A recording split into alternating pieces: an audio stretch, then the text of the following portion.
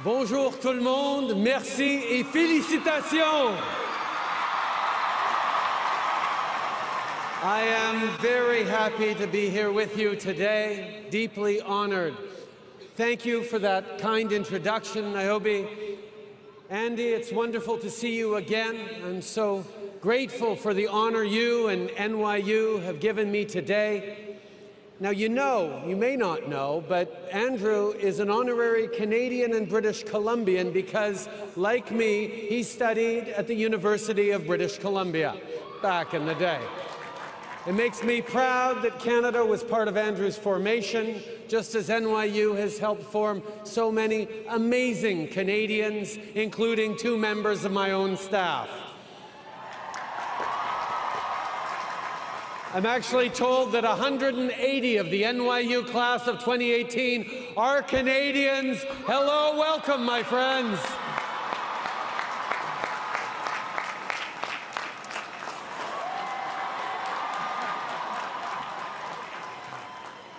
I have to say, to be here now, speaking with all of you, in Yankee Stadium, one of the greatest places in one of the greatest cities on earth, is more than a little humbling. My friends, you are now NYU graduates, the best and the brightest. You have great potential and possibilities, and therefore you have enormous responsibility too. So today, I'd like to talk about the nature of both those things, and I'd like to offer you a challenge, one that I think is essential for your future success as individuals and as the leaders that you are becoming. Among the many things I admire about NYU is that about 1/5 of the students are international.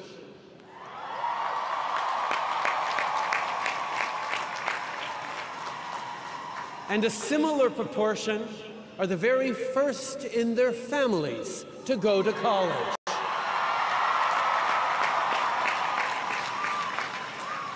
This group is truly diverse in every possible way, and I think that is an extraordinarily valuable and important thing. When I graduated in the early 1990s, I went on a trip around the world with a few good friends who actually remain good friends to this day, which is a sort of a miracle. We trekked and traveled, mostly overland, from Europe to Africa to Asia, and that remains one of the great formative experiences of my life. It was an amazing adventure.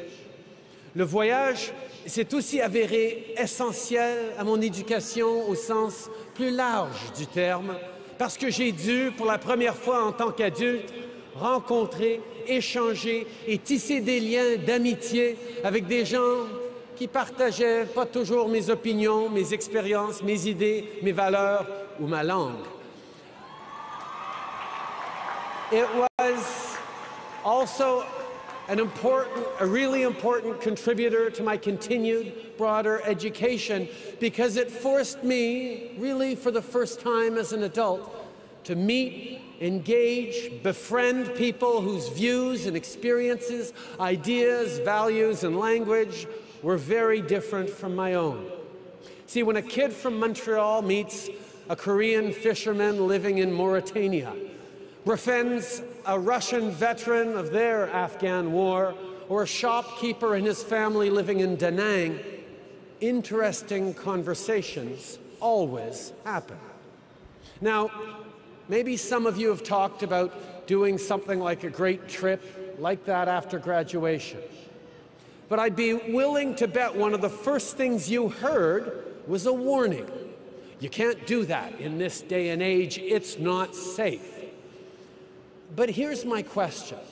Is it really just the issue of physical safety that makes our loved ones so anxious at the idea of us getting out there? Or is it the threat that if we look past our frames, the frames of our own lives, of our own communities, structured values and belief systems, to truly engage with people who believe fundamentally different things, we could perhaps be transformed into someone new and unfamiliar to those who know and love us.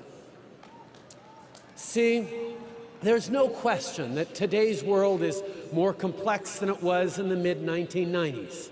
There are serious and important problems that we're grappling with and will continue to grapple with.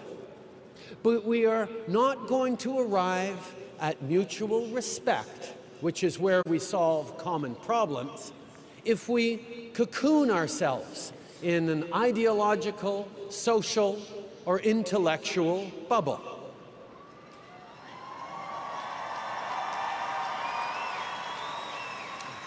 Now, we can see it all around us. There's a peculiar fascination with dystopia in our culture today. You see it everywhere on film and TV. But the truth is that, on balance, we have the good fortune to live in a time of tremendous possibility and potential, a time when it is within our grasp to eliminate extreme poverty, to end terrible diseases like malaria and TB, and to offer a real chance at an education to everyone on this planet.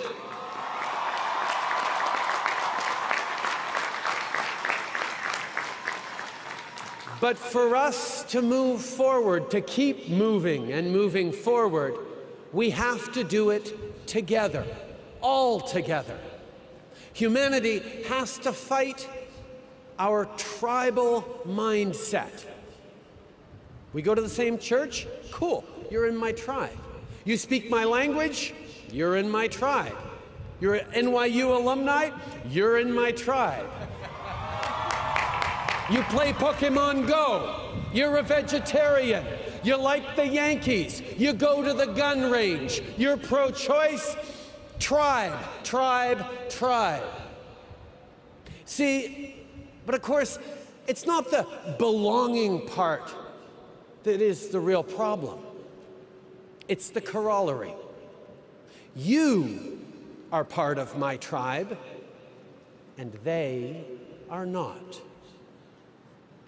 Whether it's race, gender, language, sexual orientation, or religious or ethnic origin, or our beliefs and values themselves, diversity doesn't have to be a weakness. It can be our greatest strength.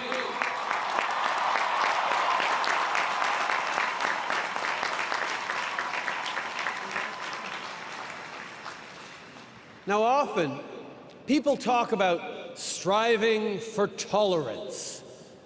Now, don't get me wrong, there are places in this world where a little more tolerance would go a long way. But if we're being honest, right here, right now, I think we can aim a little higher than mere tolerance. Think about it. Saying, "I tolerate you," actually means something like, okay, I grudgingly admit that you have a right to exist, just don't get in my face about it, and no, don't date my sister. There's not a religion in the world that asks you to tolerate thy neighbor. So let's try for something a little more like acceptance, respect, friendship, and yes, even love.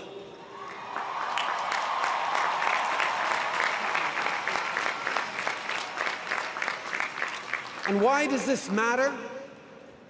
Because in our aspiration to relevance, in our love for our families, in our desire to contribute to make this world a better place, despite our differences, we are all the same.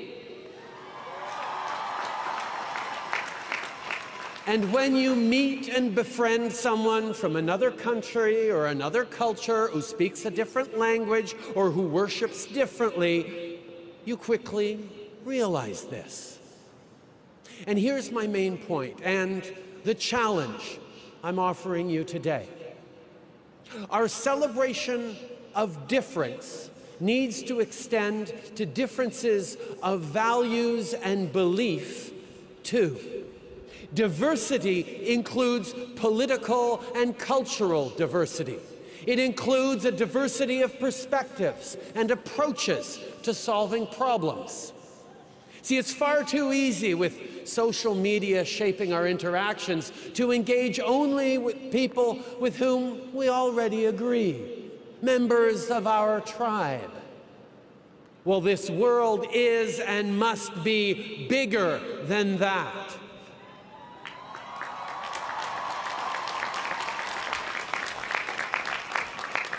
So here's my request.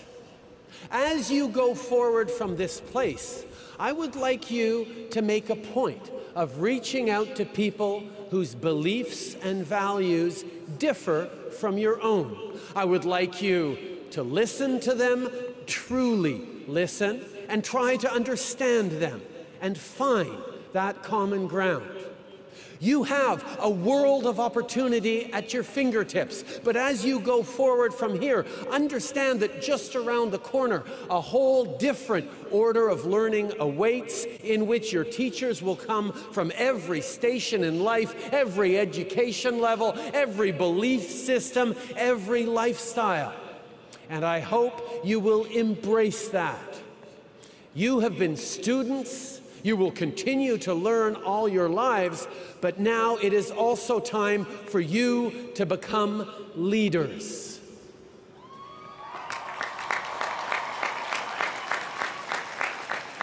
In every generation, leaders emerge because they one day awake to the realization that it's not up to someone else to fix this problem or take up that cause. It's up to them.